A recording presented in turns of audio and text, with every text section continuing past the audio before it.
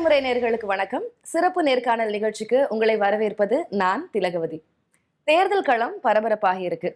தமிழக அரசியலுடைய முக்கிய முகங்களை நம்ம நேர்காணல் செஞ்சுக்கிட்டு இருக்கோம். அந்த வகையில இன்னைக்கு என்னுடைய விருந்தினர் காங்கிரஸ் கட்சியின் நாடாளுமன்ற உறுப்பினர் திருமிகு கார்த்தி சிதம்பரம் அவர்கள். வணக்கம் சார். வணக்கம். ரொம்ப நன்றி இன்னைக்கு நீங்க இந்த இன்டர்வியூ எங்களோட செய்யறதுக்கு. இந்த முறை களம் என்ன சொல்லுது? It's an interesting election. அதை வந்து நான் வந்து டினை பண்ண முடியாது. That is what I wanted to ask. 3.5 cornered fight. At sometimes it's even a 4 cornered fight. அதனால அது depending on the candidates in the constituencies. கான்ஸ்டிடுவன்சியில் யார் யார் வேட்பாளராக நிற்கிறாங்களோ அதை பொறுத்து அது மும்முனை போட்டியா இல்லை 4 முனை போட்டியான்னு பார்க்க வேண்டியதாக இருக்குது. கொஞ்சம் நேரோவாக இருக்கும். சில சமயம் டேமேஜ் வந்து நம்பர் 2க்கா நம்பர் 1க்கான்னு சொல்ல முடியல. சில இடத்துல வேற யாராவது முந்துறதுக்கும் சில ஒரு சில தொகுதிகளில் வாய்ப்பும் இருக்கும்.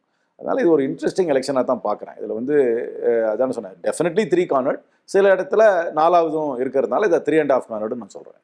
ஓகே, அந்த ஹாஃப் அந்த தேர்ட் பொசிஷன்ல நீங்க யாரை பிளேஸ் பண்றீங்கன்னு நான் தெரிஞ்சுக்கிறேன்.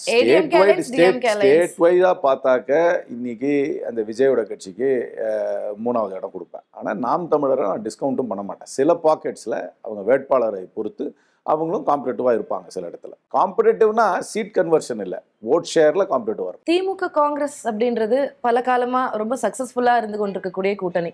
இப்போ கடந்த நாடாளுமன்ற தேர்தலில் பார்த்தோம்னா திரு ராகுல் காந்தி அவர்கள் இங்கே வந்து ஸ்வீட் வாங்கிட்டு வந்தார். நான் யாருமே பிரதர்லாம் கூப்பிட மாட்டேன், எனக்கு அண்ணா மாதிரி திரு MK ஸ்டாலின் அவர்கள் அப்படின்னு சொன்னதெல்லாம் ஒரு பெரிய அந்த ஒரு அவங்களுக்குள்ள இருக்கிற ஒரு பாண்டிங்கை காட்டுச்சு, ஒரு பிணைப்பை ஏற்படுத்துச்சு. இந்த முறை தேர்தலுக்கு முன்னாடி இவ்வளவு சலசலப்பு, என் கூட்டணிக்குள்ள இவ்வளவு குழப்பம் ஏன் சார்? குழப்பம்லாம் ஒன்றும் கிடையாது. காங்கிரஸ் கட்சிக்கும் திராவிட முன்னேற்ற கழகத்துக்கும் இருக்கிற கூட்டணின்றது 2004 உருவாக்கப்பட்ட கூட்டணி. இந்த சீரீஸ் ஆஃப் கூட்டணி அதை வந்து திருமதி சோனியா காந்தியும் முன்னாள் முதல்வர் கலைஞர் கருணாநிதியும் உருவாக்கின கூட்டணி. 2014 தவிர எல்லா எலெக்ஷன்லையும் ஒன்றா தான் சந்திச்சிருக்கோம். பெரும்பாலான எலெக்ஷனில் ஜெயிச்சிருக்கிறோம். எங்கள் கட்சி வந்து ஒரு லிபரல் ஓப்பன் பார்ட்டி. சில கருத்துக்களை சொன்னாங்க, சிலது மேக்னிஃபை ஆச்சு. அதனால ஒரு எக்ஸ்பெக்டேஷன்ஸ் எங்கள் சைடில், அவங்க சைடில் லிமிட்டேஷன்ஸ். இது ரெண்டுக்கும் எப்பவுமே ஒரு பேச்சுவார்த்தை போது ஒரு எடுத்த உடனே ஆரம்பிக்கும் போது மீட்டிங் பாயிண்ட் இருக்காது. ஆனால் கடைசியில் மீட்டிங் பாயிண்ட் வந்துருச்சு. வேட்பாளரை எத்தனை தொகுதின்னு சொல்லிட்டாங்க, நாங்களும் வேட்பாளரை அறிவிச்சிட்டோம். நீங்கள் சொன்னபடி எல்லாரும் வேட்புமனும் தாக்கல் பண்ணிட்டாங்க, எல்லாரோட வேட்புமனும் ஏற்கப்பட்டது. அதனால் இனிமே பிரச்சாரம் எலெக்ஷனை ஜெயிக்கிற வேலையில் தான் நாங்கள் இருக்கிறோம். From seat sharing to power sharing. இந்த வாட்டி நீங்கள் ஆஸ் யூ செட் ஜனநாயகம் மிகுந்த கட்சி தான். காங்கிரஸில் எல்லாருக்குமே பேசுறதுக்கான அவங்களுடைய கருத்துக்களை சொல்றதுக்கான உரிமை இருக்கு. இந்த வாட்டி அந்த ஜனநாயகம் கொஞ்சம் ஜாஸ்தி ஆயிடுச்சு. அப்படியெல்லாம் ஒன்றும் கிடையாது. காங்கிரஸ் கட்சியில் அதுதான் அந்த லிபரல் ஓப்பன் பார்ட்டி தானே Congress party. It's large tent. எல்லாரும் தங்கள் கருத்தை சொல்லுவாங்க. லவுட் திங்கிங் உண்டு எங்கள் கட்சியில், ஓப்பன் திங்கிங் உண்டு. களத்தை வந்து ஒருத்தரும் ஒரு வகையாக அதை வந்து கணிப்பாங்க. அதை அவங்க கணிக்கிற அளவுக்கு அவங்களுடைய சிந்தனையும் இருக்கும். அதை பற்றி அவங்க அபிப்பிராயம் இருக்கும். அதெல்லாம் கார்பரேட்டாக காங்கிரஸாக இருக்காது. நான் ஏன் அதை அழுத்தி கேட்குறேன் அப்படின்னா, இந்த மாதிரி தாட் ப்ராசஸ், அவங்களுடைய கருத்துக்களை அழுத்தி சொல்றது, இதெல்லாம் நாடாளுமன்ற தேர்தலுக்கு முன்னாடி பெரிய அளவில் வருதில்ல. ஆனால் அசம்பிளி எலெக்ஷன் வர்றதுக்கு முன்னாடி அந்த பேச்சுகள்லாம் வர ஆரம்பிக்குது. பேசுறவங்க எல்லாரும் எம்பிஸா இருக்காங்க. நாடாளுமன்ற தேர்தல் போது நாங்கள் தான் லீடிங் த ஃப்ரண்ட். நாங்கள் தான் இந்தியாவிலே செகண்ட் பிக்கெஸ்ட் பார்ட்டி இன்னைக்கு. அதோட ஈக்குவேஷன், அதோட கிராமரே வேற. தமிழ்நாடுன்னு வரும்போது 60 ஆண்டுகளாக ஆட்சியில் இல்லை. ஏன்னா 67லேருந்து இப்போ வந்துருச்சு 59 ஆண்டு. அதனால வேற மாதிரி எக்ஸ்பெக்டேஷன்ஸ், ஏக்கங்கள் இருக்குது. அந்த ஏக்கங்களுக்கு சிலர் வந்து வடிவம் கொடுக்குறாங்க ஒரு வகையில், அவ்வளோதான். அதனால அது எதையுமே பாட்டில் அப் பண்ணிட்டு தான் இருக்கணும், எதையுமே வெளிப்படையாக சொல்லக்கூடாதுன்றது எப்படி சொல்கிறது? அது சொல்கிறதுனால ஒன்றும் பாதிப்பு இல்லையே. என்ன பாதிப்பாகி போச்சு இப்போ? இந்த கூட்டணி உறுதியான சமயத்தில் காங்கிரஸ் திமுக பிரிஞ்சிரும் இப்படின்லாம் பேசப்பட்ட சமயத்தில் உங்கள் அப்பா முன்னாள் நிதியமைச்சர் திருமிகு ப. சிதம்பரம் அவர்கள் அவர் சென்று பேசினதுக்கு அப்புறம் தான் கூட்டணி உறுதியா இருக்குன்னு ஒரு தகவல் வந்தது. ஜஸ்ட் கியூரியஸ், என்ன நடந்தது அங்க அப்படின்னு தெரிஞ்சுக்கலாமா? காங்கிரஸ்ல அவர் ஒரு சீனியர் லீடர், காங்கிரஸ் பிரசிடென்ட் வந்து நீங்க போய் பேசிட்டு வாங்க. அதுக்கு முன்னாடி நிறைய சீனியர் லீடர்ஸ் எல்லாம் பேசினாங்க சார். அப்பெல்லாம் அவருடைய அளவுக்கு சீனியர் லீடர் யாரும் பேசல. அவருடைய அளவுக்கு எந்த சீனியர் லீடர் பேசினார்? அவர் தான் சீனியர் மோஸ்ட் லீடர் தமிழ்நாட்டில். அவர் வந்து கடைசியில் காங்கிரஸ் பிரசிடென்ட் வந்து சோனியா காந்தி நீங்கள் போய் பேசி கன்க்ளூட் பண்ணுங்கன்னு சொன்னாங்க. போய் அவருக்கு இருக்கிற குட் ஆஃபீஸர்ஸ் மூலமாக சீஃப் மினிஸ்டரோட டைரெக்டாக பேசி அது செட்டில் ஆக வேண்டியது தான்.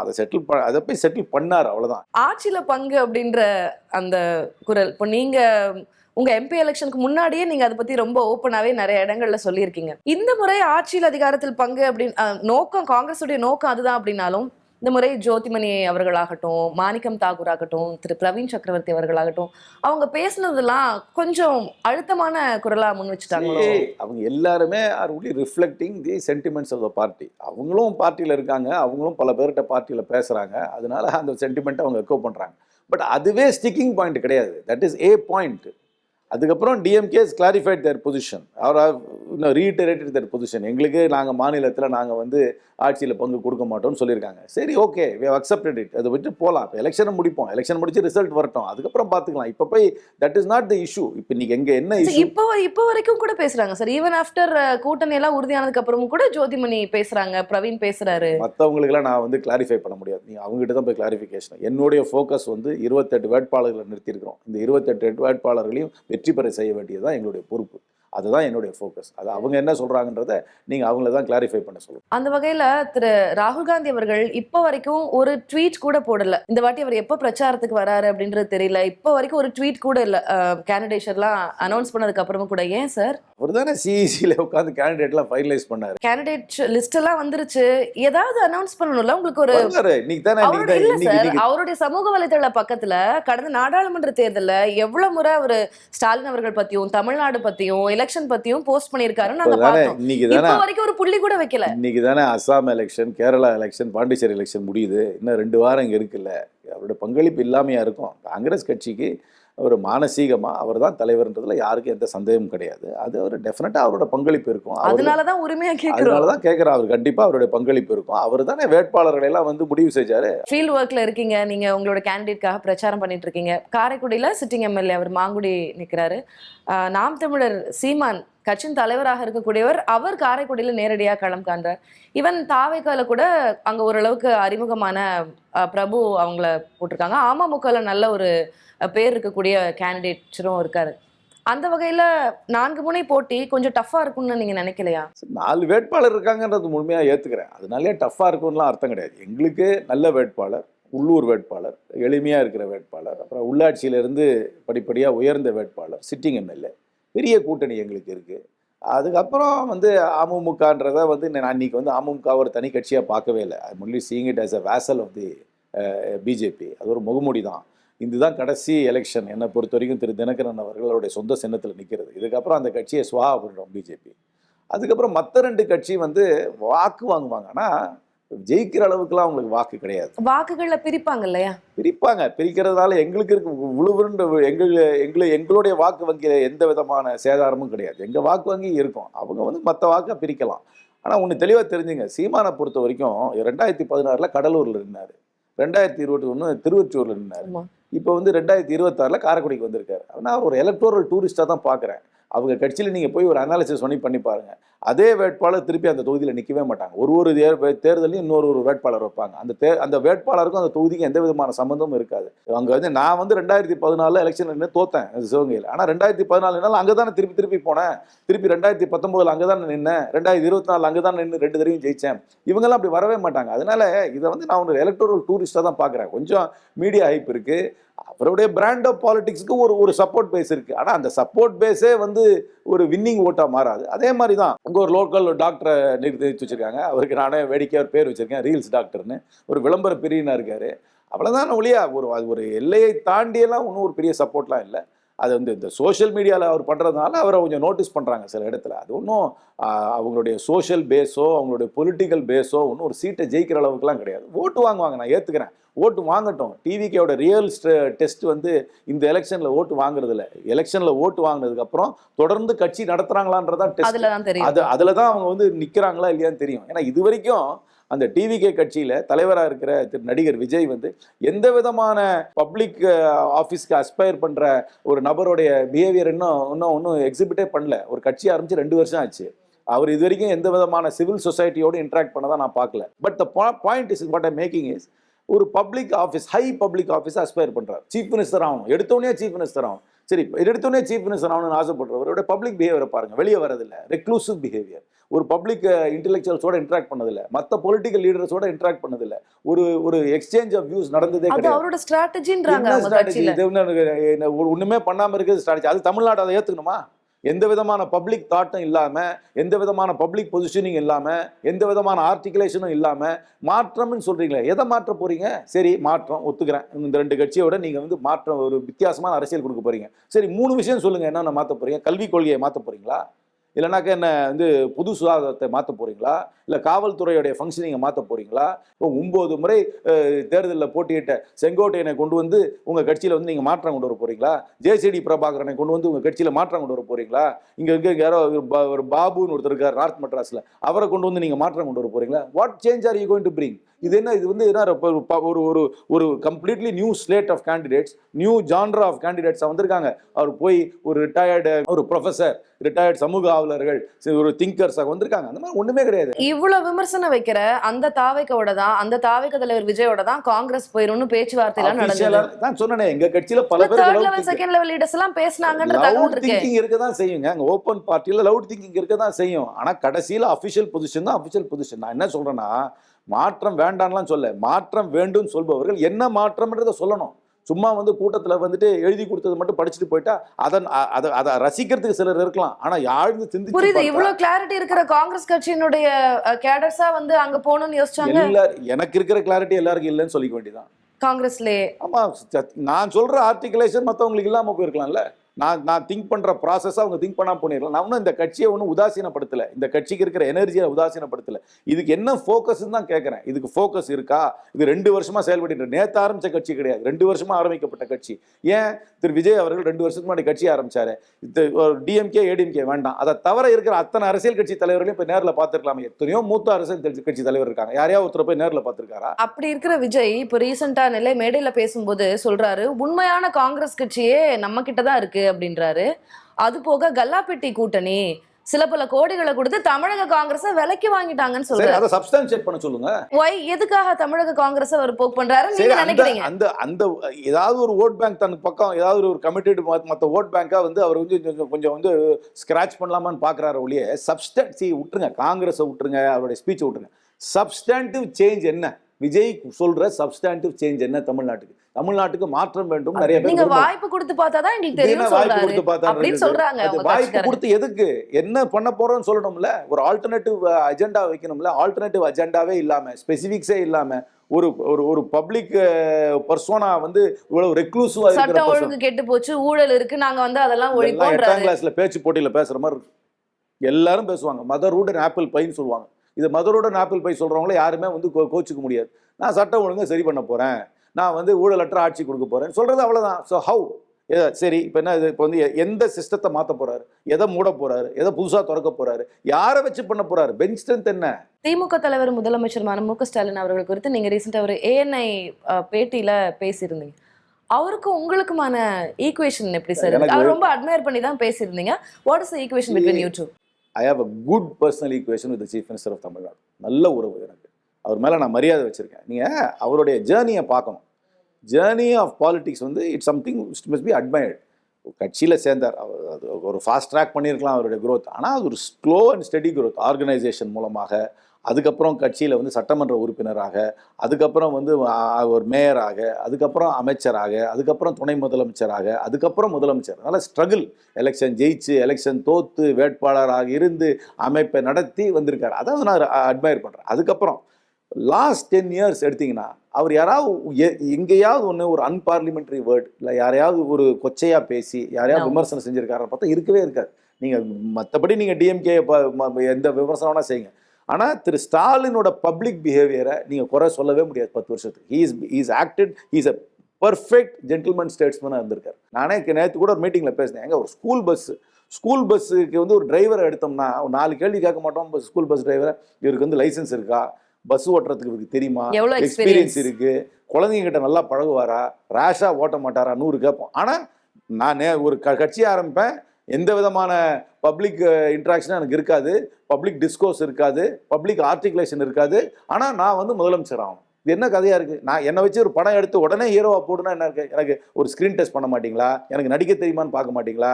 எனக்கு ஏதாவது பாடுறதுக்கோ ஆடுறதுக்கோ இல்லைனா ஸ்டண்ட் பண்ணுறதுக்கு ஏதாவது எனக்கு டேலண்ட் இருக்கான்னு பார்க்க மாட்டிங்களா? என்னோட வாய்ஸ் மாடுலேஷன் பார்க்க மாட்டிங்களா? எதுவுமே பண்ணாமல் என்னை கொண்டு வந்து முதல்ல என்னை வந்து ஒரு ஹீரோவாக ப்ரொடியூசர் எடுக்க தயாராக இருப்பாரா? என்ன எங்கேயா டெஸ்ட் பண்ணி பார்க்கணும்ல, புதுமுகமாக இருந்தால் கூட ஒரு டெஸ்ட் பண்ணுவீங்கல்ல. என்ன டெஸ்ட் போயிருக்காங்க அவங்கெல்லாம்? எடுத்த உடனே முதலமைச்சர் சொல்றது ஒரு ஆர்கனைசேஷன் நடக்கணும், கமாண்ட் அண்ட் கண்ட்ரோல் ஸ்ட்ரக்சரே கிடையாது. ரேலிக்கு போனாலே ஒரு ரேலியிலும் 2 பேர் வந்து மரணம் அடைகிறாங்க. ஏன்னா இவங்களுடைய அவ்வளவு அன்ரூலி பிஹேவியர், அவங்கள கூட கண்ட்ரோல் பண்ண முடியல. இந்த கூட்டத்தை வச்சா நீங்க ஆட்சி பண்ண போறீங்க? இந்த இந்த இந்த ராக்கஸ் கிரௌட வச்சா நீங்க வந்து ஆட்சி பண்ண போறீங்க? அவங்க கட்சிக்குள்ள சொல்றாங்க, அவங்க எல்லாம் எடுத்த சர்வேல 35-40% ஓட்டுன்றாங்க. பிரவீன் சக்கரவர்த்தியே 20% ஓட்டு வாங்குவாருன்னு சொன்னாரு. இதை வச்சே எலெக்ஷன் முடிச்சிடலாமா? அவங்க சொல்ற சர்வே எங்க கட்சியில ஒரு விங் இருக்கிறது சொல்றாங்க. எங்க கட்சியில ஒரு விங், எங்க கட்சியில நிறைய விங் இருக்கு. எங்க கட்சியில வந்து இன்ஜினியர் விங் இருக்கு, ஸ்போர்ட்ஸ்மேன் விங் இருக்கு, இந்த மாதிரி நிறைய விங் இருக்கு. அது ஒரு விங்குக்கு ஒரு நபர் வந்து சொல்றதை வச்சு இந்த எலெக்ஷனை முடிச்சுட்டு போயிடலாமா? எலெக்ஷன் கமிஷன் எழுதி போட்டுடலாமே, இவர் இப்படி சொல்றாரு, இவர் அப்படி சொல்றாருன்னு. எலெக்ஷன்ல தானே தெரியும். Election is a process. Candidate is a crucial part. ஒரு பெர்செப்ஷன் செட்டிங் தானே இதெல்லாம். இருக்கலாம் என்ன 2 வாரத்துக்கு தானே இதை பண்ண முடியும். அதுக்கப்புறம் 3வது வாரத்து அன்னைக்கு நீங்க அப்புறம் திருப்பி ஏதாவது வேற ஏதாவது ஷோக்கு போக வேண்டியதான். தமிழ்நாடு காங்கிரஸ் கமிட்டியுடைய தலைவரா வரணும் அப்படின்ற எண்ணம் உங்களுக்கு இருந்திருக்கு. இதுக்கு முன்னாடியே சொல்லிருக்கீங்க. இல்ல, நீங்க அதை வந்து ரொம்ப வெளிப்படையா சொல்லியிருக்கீங்க. எனக்கு என்னன்னா, ஒருவேளை நீங்க அப்படி வரக்கூடிய பட்சத்துல என்ன மாற்றங்கள் காங்கிரஸ் கட்சிக்குள்ள கொண்டு வரணும்னு நீங்க நினைப்பீங்க? கொண்டு வருவேன். நான் வந்து இந்த அவுட் ஆஃப் த பாக்ஸா இருப்பேன். ஃபர்ஸ்ட் ஆஃப் ஆல், இந்த மாதிரி இவ்வளவு அமைப்புகள் கட்சிக்குள்ளேயே இருக்கக்கூடாது. எனக்கு தெரிஞ்ச வரைக்கும் டூ மெனி விங்ஸ் இந்த பார்ட்டி. அதை வந்து ரேஷனலைஸ் பண்ணணும். எதுக்கு எடுத்தாலும் ஒரு விங் எல்லாம் இங்கே வந்து ஐசோலேட்டடாக பண்ணுறதை ரேஷனலைஸ் பண்ணணும். அதுக்கப்புறம் பப்ளிக் இஷ்யூஸ் இன் தமிழ்நாடு கூட்டணியில் இருந்தாலும் பப்ளிக் இஷ்யூவை பற்றி பேசணும். பப்ளிக் இஷ்யூவை ஆர்டிகுலேட் பண்ணணும். பப்ளிக் இஷ்யூஸ் சொல்லணும், பேசணும். எங்களுக்குன்னு ஒரு நேச்சுரல் கான்ஸ்டுவன்சி இருக்குது தமிழ்நாட்டில். இன்னும் காங்கிரஸ்க்குன்னு ஒரு குட்வில் இருக்குது.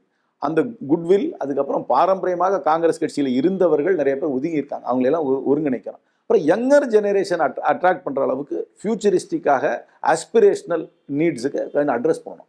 இந்த ஆர்டிகுலேட் பண்ணாலே காங்கிரஸ்க்கு நான் உடனே நாளைக்கே வந்து மற்றவங்கள மாதிரி கொடுத்தாங்கன்னா ஆட்சிக்கு வந்துடும் சொல்லுவேன். படிப்படியாக காங்கிரஸை வளர்த்தலாம். இதுக்கு இன்ஃப்ராஸ்ட்ரக்சர் இருக்குது, நல்ல சிம்பிள் இருக்குது, குட்வில் இருக்குது. அதெல்லாம் இதை பில்ட் பண்ணுறது மச் ஈஸியர் தென் ஒன்றுமே இல்லாத கட்சியை பில்ட் பண்ணுறது. காங்கிரஸ் பொறுத்த வரைக்கும் அப்படி நம்ம ஒரு ஓவராலாக பார்த்தோம்னா 2ஆ இருக்காங்க. திரு ராகுல் காந்தி அவருடைய சைட்ல கொஞ்சம், அதே போல மல்லிகார்ஜுன கார்கே, சோனியா காந்தி அவங்களுடைய சப்போர்ட்டர்ஸ் கொஞ்சம், இப்படி ஒரு 2 பிளவா இருக்கு காங்கிரஸ் ஓவராலா பார்க்கும்போது. இந்த கூட்டணி தொடர வேண்டாம்னோ இல்ல புது ஆப்ஷன்ஸ் ட்ரை பண்ணலாம் அப்படின்னோ திரு ராகுல் காந்தி அவர்களுக்கு எண்ணம் இருந்ததாகவும், அவருடைய கட்சிக்குள்ள இருக்கிற அந்த எண்ணத்துக்கு சப்போர்ட் பண்ணக்கூடிய ஒரு அணி அப்படி இருந்ததாகவும், மல்லிகார்ஜுன கார்கே, சோனியா காந்தி அவர்கள் அவங்க திமுகவோட கூட்டணி தொடரட்டும் அப்படின்னு அவங்களுடைய சப்போர்ட்டர்ஸ் இந்த பக்கம் அப்படி ஒரு அணி செயல்பட்டதாகவும் ஒரு பேச்சு. ராகுல் காந்தி ஆணித்தனமாக ஒன்றுதான் நடக்க வேண்டும் என்று விரும்பி இருந்தால் அதுதான் நடந்திருக்கும். அதனால தெளிவா தெரிஞ்சுங்க, ராகுல் காந்தி ஆணித்தனமாக எதையாவது சொல்லி இருந்தார் என்றால் அதுதான் நடந்திருக்கும். ஆணித்தனமாக அவர் நீங்க சொல்வது போல அவர் ஒன்றும் எந்த எண்ணமும் இல்லை. அதனால தான் அவருடைய எண்ணம் நிறைவேறலைன்னு சொல்றதெல்லாம் தப்பு. இன்னைக்கு இருக்கிற கட்சியில ராகுல் காந்தி ஆணித்தனமாக எதை விரும்பினாலும் அது நடக்கும். அதனால நீங்க சொல்றது ஒரு ஸ்பெகுலேட்டிவ் டிஃபரன்ஸ். ஆட்சி அதிகாரத்துல பங்குன்னு நிறைய பிரச்சனை சலசலப்புலாம் வந்து எண்ட் ஆஃப் த டே கூட்டணியில முடிவாகும் போது நம்பர்ஸ் முடிவாகும் போது 28. இவ்வளோ சலசலப்புக்கு அப்புறம் அந்த 3 சீட்டு தானா எக்ஸ்ட்ரா? அந்த ஒரு கேள்வி இருக்குல்ல. இதான் சொல்றேனே, லிமிடேஷன் அண்ட் எக்ஸ்பெக்டேஷன் பார்க்கணும்ல. அவங்க கூட்டணியே பெருசாகிட்டாரு சீஃப் மினிஸ்டர். பெருசாகிட்ட போது அவர் நினைச்சாருன்னா 235வது சீட்டையா கொடுக்க முடியும்? இருக்கிறது 234 சீட்டு தானே. இதுக்குள்ள தானே அவர் அடங்கணும் எல்லாரையும். அவர் எங்க நினைச்சா கூட அவர் எக்ஸ்ட்ரா ஒன்று போட்டு கொடுக்க முடியாதுல்ல. அதான் இருக்கிறத கொடுக்கணும். அது ராஜ்யசபா அதை தான் அட்ஜஸ்ட் பண்ணணும். அதனால அதுவே ஒரு ஃபைன் பேலன்சிங் ஆக்ட். அது ஒரு அன்என்வியபிள் பொசிஷன். அந்த பொசிஷன்ல யாரா இருந்தாங்கன்னா தான் அந்த சிரமம் அவங்களுக்கு தெரியும். இத்தனை பேர் அகாமடேட் பண்ணணும், இத்தனை பேரோட எக்ஸ்பெக்டேஷன் அகாமடேட் பண்றது ஈஸி கிடையாது. ஒருவேளை நீங்க காங்கிரஸ்ல லீட் எடுத்தீங்கன்னா நிறைய இடங்கள்ல நிக்கணும் அப்படின்னு பாப்பீங்களா, இல்ல குறைவான இடங்கள்ல நின்னாலும் என்னுடைய கூட்டணி பலமா இருக்கணும்னு நினைப்பீங்களா? ஃபர்ஸ்ட் கோல் வில் பி ஆர்கனைசேஷனை ஸ்ட்ரென்தன் பண்ணணும். மக்கள் மனசுல காங்கிரஸ் போய் சேரணும். இன்னைக்கு நான் சொல்றேன், சில மாவட்டங்களில் 3வது கட்சியாக இருக்கிறோம். ஒரே ஒரு மாவட்டத்தில் முதன்மை 2வது கட்சியாக இருக்கிறதுக்கு வாய்ப்பு இருக்குது. கன்னியாகுமரியில் என்னுடைய மாவட்டத்தில் 3வது கட்சியாக இருப்போம். பல மாவட்டங்களில் 4வது, சில மாவட்டங்கள் 5வது, சிலதுக்கு அதுக்கும் கீழே போயிருப்போம். என்னுடைய குறிக்கோள் வந்து காங்கிரஸ் வந்து வலுவான கட்சி ஆகணும். 10-15% வாக்குகள் சராசரியாக தமிழ்நாடு முழுக்க வாங்கணும். அதுக்கப்புறம் கூட்டணியில் எத்தனை சீட்டுன்றதான் பார்க்கலாம்.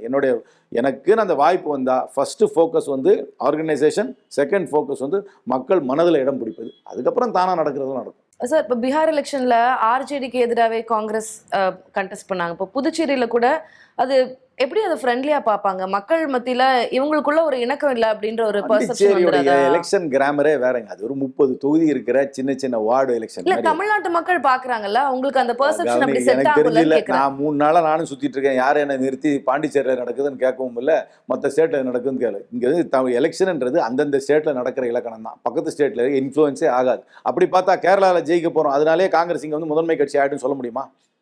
இல்லைன்னா கர்நாடகாவில் ஜெயிக்கிறோம், அதனால இதுக்கு ஏதாவது இங்கே பாசிட்டிவ் எஃபெக்ட் இருக்கா? கிடையாது. இங்கே இருக்கிற ஈக்குவேஷன் இங்கே இருக்கிற ஈக்குவேஷன். நாங்கள் இங்கே இருக்கிறதுனால அது கேரளாவில் பாதிக்குதா? பாதிக்கிறது கிடையாது. அப்படி பார்த்தா எங்களுக்கும் கம்யூனிஸ்ட்டுக்கும் இங்கே உறவு இருக்குது. அங்கே எங்களுக்கு நாங்கள் கம்யூனிஸ்டோட தான் அங்கே போட்டியே போடுறோம். அதனால இதெல்லாம் பாண்டிச்சேரி இஸ் பாண்டிச்சேரி, அவ்வளோதான். அது ஒன்றும் இருக்குது, அது ஒரு நாளைக்கு செய்தி, அவ்வளோதான். பீகார் தனி, பாண்டிச்சேரி தனி, தமிழ்நாடு தனி. உண்மைதான். யாராவது நீங்கள் போகிற ஃபீல்டு போய் கேட்கும்போது பீகாரில் நடந்ததை பற்றி யார் கேட்குறாங்க? யாரும் கேட்டதே கிடையாது.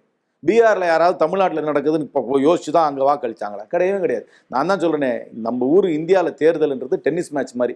ஒரு செட்டுக்கும் இன்னொரு செட்டுக்கும் சம்மந்தமே கிடையாது. ஒரு செட்டில் என்ன நடந்தாலும் அடுத்த செட்டை லவ்வாலில் தான் ஆரம்பிக்கணும். செக்யுலர் ஓட் பேங்க் அது வந்து காங்கிரஸ் மைனாரிட்டிஸ்க்கான கட்சி, மைனாரிட்டி ஓட் பேங்க் காங்கிரஸ்க்கு இருக்கு அப்படின்ற அந்த ஒரு பர்செப்ஷன் இருக்கு. விஜய் வந்து ஒரு டிஸ்ரப்டடா செயல்படுவாரு, அவங்களோட ஓட் பேங்க் நிறைய அவர் எஃபெக்ட் பண்றதுக்கான வாய்ப்பு இருக்கு. விஜய் தான் சொல்றேன், விஜயோட கட்சி வந்து ஓட்டு வாங்குன்றதுல எனக்கு சந்தேகமே கிடையாது, நான் ஏத்துக்கிறேன். ஆனா வேட்பாளரை பொறுத்து தான் ஒரு தொகுதியிலும் எவ்வளவு ஓட்டு வாங்க போறாங்கன்னு தெரியும். 2 வாரம் 3 வாரம் கேம்பெயினை நடத்தி கொண்டு போறது அவ்வளவு ஈஸி கிடையாது. விஜய்க்கு ஆதரவு இருக்கு, ஒத்துக்கிறேன். விஜயோட வேட்பாளருக்கு ஆதரவு இருக்கான்னு போக போக தான் தெரியும். அந்த ஊர்ல விஜயோட ஆதரவாளரை ஏத்துக்கிறாங்களான்னு தெரியும். நீங்களே இவ்வளவு கேள்வி கேட்குறீங்களே, காரைக்குடியில் ஒரு பேர் தெரிஞ்ச வேட்பாளர் நிற்கிறாருன்னு சொல்றீங்களே ஒழிய, மற்ற 5 தொகுதி இருக்கு என்னுடைய பார்லிமெண்ட்ல. நான் என் தொகுதியில் 6 பார்லிமெண்ட், 6 அசம்பிளி, மற்ற 5 தொகுதியில் யார் நிற்கிறா சொல்லுங்களேன். 1 out of 6 தான் உங்களுக்கு சுமாரா தெரியுது. அது கூட ரீல்ஸ் போடுறதுனால, வேற ஒன்றும் ஒரு பெரிய பப்ளிக் பொசிஷனிங்னாலாம் உங்களுக்கு தெரியல. சோஷியல் மீடியாவில் நிறைய இன்வெஸ்ட்மெண்ட் அந்த டாக்டர் இன்வெஸ்ட் பண்ணியிருக்கிறதுனால அவர் ரீல்ஸ் போடுறாரு, அதனால கொஞ்சம் பேர் நோட்டீஸ் பண்ணுறீங்க. மற்ற 5 வேட்பாளர் தெரியல. இதே ரேஷியோ வச்சுங்க எல்லாத்துலேயும் 39 வேட்பாளர் தானே உங்களுக்கு தெரியும் தமிழ்நாட்டில். அப்புறம் மற்ற அப்போ மற்ற இருக்கிற 180 வேட்பாளர் 190 வேட்பாளர் உங்களுக்கு தெரியாம தானே போகுது. எல்லாரும் விஜய்க்காகவும் விசிலுக்காகவும் ஓட் போடுவாங்க. அது ஓரளவுக்கு ஓடும், கண்டிப்பாக விழுவும். நான் இல்லைன்னே சொல்லலை. விசிலுக்காக ஓட்டு போடுவாங்க, விஜய்க்காக ஓட்டு போடுவாங்க. அது ஒரு ஃபேண்டசி ஓட்டு. அது கண்டிப்பாக அந்த ஃபேண்டசி ஓட்டு விழுக்கும்.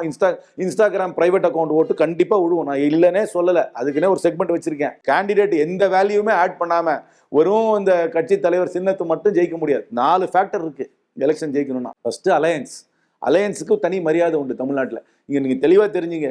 எம்ஜிஆராக இருந்தாலும் சரி, ஜெயலலிதா இருந்தாலும் சரி, கூட்டணி இல்லாமல் ஜெயிக்கவே இல்லை. பெரிய ஸ்டார்ஸ் அவங்க, ஆனாலும் பெரிய கட்சி வச்சுருந்தாங்க, ஆனாலும் கூட்டணி வச்சு தான் ஜெயிச்சாங்க. அதுக்கப்புறம் சீஃப் மினிஸ்டர்கள் கேண்டிடேட், அதுக்கப்புறம் வேட்பாளர், அதுக்கப்புறம் கேம்பெயின், இதெல்லாம் கூடி வந்தால் தான் ஓட்டு. இந்த கூடி வந்த ஓட்டு சீட்டாக மாறணும்னா அது ஒரு கணிசமான ஓட்டு பர்சன்டேஜ் ஆகணும். 2 முனை போட்டினா ஒரு பர்சன்டேஜ் வாங்கணும், 3 முனை போட்டினா ஒரு பர்சன்டேஜ் வாங்கணும், 4 முனை போட்டினா அந்த தொகுதியை பொறுத்தவரைக்கும் ஒரு பர்சன்டேஜ் வாங்கணும். இந்த திருப்பி தெரிஞ்சுங்க, இது ஒலிம்பிக்ஸ் இல்லை. ஜெயிக்கிறவங்க மட்டும் தான் அசம்பிளிக்கு போவாங்க. 2வது இடம் 3வது இடம் வரவங்களுக்குலாம் சில்வர் மெடல், பிரான்ஸ் மெடல், ஆறுதல் பரிசெல்லாம் கிடையாதுங்க. ரைட், அது ரொம்ப கிளியராகவே சொல்லியிருக்கீங்க. ஓட்டு வரும், ஆனா சீட்டு வருமா அப்படின்னு தெரியாது. ஃபர்ஸ்ட் பாஸ்ட் த போஸ்ட் அதில் தானே. நீங்க ப்ரொபோஷனல் ரெப்ரசன்டேஷன் அது இன்னொரு form of government. In fact I support proportional representation. நிறைய கட்சிகள் வந்து கணிசமாக ஓட்டு வாங்குவாங்க, ஆனால் சீட்டாக மாறாது. அது என்னை பொறுத்த வரைக்கும் unfair. Proportional representation is hybrid மாடலில் கொண்டு போகலாம். ஸ்ரீலங்காலாம் ப்ரொபோஷனல் ரெப்ரசன்டேஷன் இருக்குது. இங்கே ஃபர்ஸ்ட் பாஸ் த போஸ்ட் வரும்போது இட்ஸ் லிட்டில் அன்ஃபேர் சிஸ்டம் தான். ஒருத்தர் வந்து 4 முனை போட்டியில் இன்னைக்கு இருக்கிற நிலைமையில 33-35% ஓட்டு வாங்கினாலே சீட்டை ஜெயிச்சிடலாம். ஆமாம், இதை நீங்க ஒரு வரியில பதில் சொல்லலாம், இல்லை ஒரு வார்த்தையில பதில் சொல்லலாம். இலவசம் என்பது, இலவசத்தை வந்து அதை வந்து ஒரு தேவையில்லாமல் கொச்சைப்படுத்துகிறாங்க. நான் வந்து டைரக்ட் கேஷ் ட்ரான்ஸ்ஃபரை பெருசாக ஆதரிக்கிறேன். அது வந்து I call it universal basic income, UBI. அந்த பேசிக் இன்கம்மை வந்து மாதம் எல்லாரும் ரேஷன் கார்டு ஹோல்டருக்கும் கொடுத்தோம்னா அந்த பணத்தை வந்து அவங்க சுற்று வட்டாரத்தில் தான் செலவு பண்ணுறாங்க. அது சுற்று வட்டார பொருளாதாரத்தை வளர்த்துவதற்கு என்னை பொறுத்த வரைக்கும் UBI இஸ் a சிறந்த பொருளாதார யுக்தி. காங்கிரஸ் கட்சி இன்று டேஷ் ஃபில் பண்ணுங்க. எதிர்பார்ப்புகளோடு செயல்படுகிறது. ஆட்சி அதிகாரத்தில் பங்கு எனும் குரல் (?) கனவு. அதுக்கு அதை அடைய வேண்டும்னா உழைக்கணும், அமைப்பை செய்யணும். அமைப்பை உருவாக்குனா தான் அந்த கனவு நினைவாகும். எடுத்த உடனே நான் வந்து டெஸ்ட் மேட்ச் ஆடணும்னா என்ன பண்ணுறது? டெஸ்ட் மேட்ச் ஆடணும்னா முதல்ல ஸ்கூல் டீமில் இருக்கணும், ஸ்கூல் டீமை நல்லா பண்ணணும், அதுக்கப்புறம் ஸ்டேட் டீமுக்கு போகணும், படிப்படியாக வரணும். படிப்படியாக வர முடியும். அதுக்கு வந்து இந்த பார்ட்டிக்கு பொட்டன்ஷியலும் இருக்குது, பேஸும் இருக்குது. அதை வந்து யூஸ் பண்ண வேண்டியது எங்களுடைய பொறுப்பு. இன்ட்ரெஸ்டிங் பொலிட்டிஷியன் மேபி அது லாஸ்ட் ஃபியூ இயர்ஸா இருக்கலாம், இந்த வருஷமா இருக்கலாம், கடந்த ஒரு சில காலங்கள்ல நீங்க பார்த்த இன்ட்ரெஸ்டிங் பொலிட்டிஷியன்னா யாரை சொல்வீங்க? நான் பார்லிமெண்ட்ல 2 பேரை நான் வந்து கொஞ்சம் அட்மையர் பண்றேன்னா அது வந்து சசி தரூரையும் பிரேம்சந்திரன் ஆர்எஸ்பியில் இருக்கவரையும் தான். ஃபர்ஸ்ட் ஆஃப் ஆல் சசி தரூரோட ஒகாபுலரி, டெலிவரி ஸ்டைல் எல்லாம் வெரி குட். அப்புறம் பிரேமச்சந்திரனுடைய டீட்டெயில்ஸ் வந்து வேற யாருக்கும் கிடையாது பார்லிமெண்ட்ல. அப்புறம் தமிழ்நாட்டிலேருந்து கேட்டிங்கன்னா எனக்கு வந்து ஆர் ராஜாவை கொஞ்சம் ரசிப்பேன். ஏன்னா அவர் வந்து அவரும் ஒரு வெரி எஃபெக்டிவ் கம்யூனிகேட்டர் இன் பார்லிமெண்ட். அதனால இவங்க 3 பேரும் எனக்கு ரொம்ப பிடிக்கும். So there is a book, பெட்டரா பிரச்சாரம் பண்றது எப்படி, புக்கோட டாபிக் யாருக்கு நீங்க கிஃப்ட் பண்ணுவீங்க? யாரெல்லாம் நீளமா பேசுறான் அவர்களே சொல்றவங்களுக்கெல்லாம் கிஃப்ட் பண்ணிடுவேன். அப்படின்னு எல்லாருமே ஒரு மேடையில ஏறினா எவ்வளவு பேருக்கு சொல்ல கொடுப்பீங்க சார்? அப்புறம் எல்லாருக்கும் கொடுத்துருவேன். நான் என்ன பொறுத்த வரைக்கும் நான் ஸ்டில் ஒன் பர்சன் யாரா இவங்களுக்கு தேவைப்படுதுப்பா, இவங்களுக்கு கொடுத்துருவோம். ஓல்டர் ஜெனரேஷன் பாலிட்டிஷியன்ஸ்க்கு அது கண்டிப்பா இன்னைக்கு நியூ ஏஜ் கம்யூனிகேஷன் கொஞ்சம் அவங்களுக்கு கொஞ்சம் லேக்கிங். ஒரு வடிவேல் காமெடி ஃபேமஸா இருக்கும், நானும் ரவுடி தான் அப்படின்னு, நானும் ரவுடி தான் ஜெயில போறேன் அப்படின்னு. அந்த நானும் ரவுடி தான்ற டேக் இப்ப இருக்கிற பொலிட்டிஷியன் யாருக்காவது கொடுக்கணும்னா யாரு கொடுப்பீங்க? சீமானு கொடுக்கலாம். Okay. Constitution of India book யாருக்கு கொடுப்பீங்க? அப்போ யாருக்கு கிஃப்ட் பண்ணுவீங்க? சீமானுக்கு தான் கொடுக்கணும். ஏன்னா அவர் என்னை பொறுத்த வரைக்கும் அவர் கான்ஸ்டியூஷனுக்கு ஒரு த்ரெட். அவருடைய பாலிடிக்ஸ் வந்து இந்தியன் கான்ஸ்டியூஷனுக்கு ஒரு த்ரெட். அது இந்தியன் கான்ஸ்டியூஷன் வந்து ஒரு சேக்ரெட். அது வந்து ஒரு எவ்வளவு டேஞ்சரஸான பாதையில் அவருடைய விதைக்கின்ற அரசியல் போக போகுதுன்றதுக்கு இந்தியன் கான்ஸ்டியூஷனை கண்டிப்பாக கையில் கொடுக்கணும். சரி, தமிழ்நாட்டுக்கு இதுதான் நம்ம தமிழ்நாட்டுடைய சித்தாந்தம், ஐடியாலஜி அப்படின்னா எது சொல்வீங்க சரியானதுன்னு? நம்ம வந்து ஒரு ஃப்ரீ மார்க்கெட் எஜுகேஷன் பேஸ்டு சொசைட்டியாக இருக்கணும். அதே டைமில் நம்மளோட ஐடென்டிட்டியை ப்ரிசர்வ் பண்ணணும். அனாயிங்கான ஒரு ஐடியாலஜினா என்ன சொல்லுவீங்க? தேவையில்லாத ஒரு சினிமா ஃபேண்டசி, தமிழ் தேசியம் ரொமான்டிசிசம், இது ரெண்டுமே தேவையில்லைன்னு நினைக்கிறேன். சினிமா ஃபேண்டசியும் தமிழ் தேசிய ரொமான்டிசிசம் தேவையில்லைன்னு நினைக்கிறேன். ஓகே. இவங்களுக்கெல்லாம் ஒரு வார்த்தை சொல்லணும்னா என்ன சொல்வீங்க எனக்கு சொல்லுங்க. ராகுல் காந்தி அவர்கள், what you would tell him? இப்போ இருக்காங்க அப்படின்னா you have to say something to them, maybe one line to ராகுல் காந்தி. தமிழ்நாடு காங்கிரஸ் கிட்ட கொடுங்க. டு செல்வ பெருந்தகை அதை சொல்லிட்டு அப்புறம் அதுக்கிட்ட சொல்றதுக்கு அதனால தான் நான் அவரோட பேரை கேட்குறேன். சொல்லுங்க. எலெக்ஷன் ஜெயிச்சுட்டு வாங்க. ஓகே. எம்கேஎஸ் அவர்கள், எம்கே ஸ்டாலின் அவர்கள், அவர்கிட்ட நான் ஒரே ஒரு அட்வைஸ் கொடுப்பேன்னா, கொஞ்சம் நிறைய இளைஞர்களை மந்திரி ஆகணும். இன்னும் நிறைய இளைஞர்களை மந்திரி ஆகணும். கொஞ்சம் நியூ பிளட் கொண்டு வரணும் அவங்களுடைய பார்ட்டிக்குள்ள. ஓகே. திரு எடப்பாடி பழனிசாமி அவர்கள், நீங்க எம்ஜிஆரும் இல்லை, நீங்க ஜெயலலிதாவும் இல்லை. டு பிரதமர் மோடி அவர்கள், உங்களுக்கு அரசியல் ரீதியா உங்களை எதிர்க்கிறவங்க நீங்க எதிரியா பார்க்க கூடாது. டு விஜய், இப்போ இருக்காருன்னு வச்சுக்கோங்க, விஜய் என்ன சொல்வீங்க? ஒரே ஸ்டேட்மெண்ட். நிறைய படிங்க, நிறைய பேரை சந்திங்க. ஓகே. ரொம்ப நன்றி. உங்களோட இவ்வளோ பிஸி ஸ்கெடியூலும் நீங்கள் எங்களுக்காக இன்னைக்கு நேரம் ஒதுக்கி இந்த நேர்காணல் தந்ததுக்கு. All the very best for upcoming days. And ரொம்ப நன்றி. வணக்கம். நன்றி. மேலும் ஒரு நிகழ்ச்சியில் சந்திக்கலாம் நேயர்களே. நன்றி, வணக்கம்.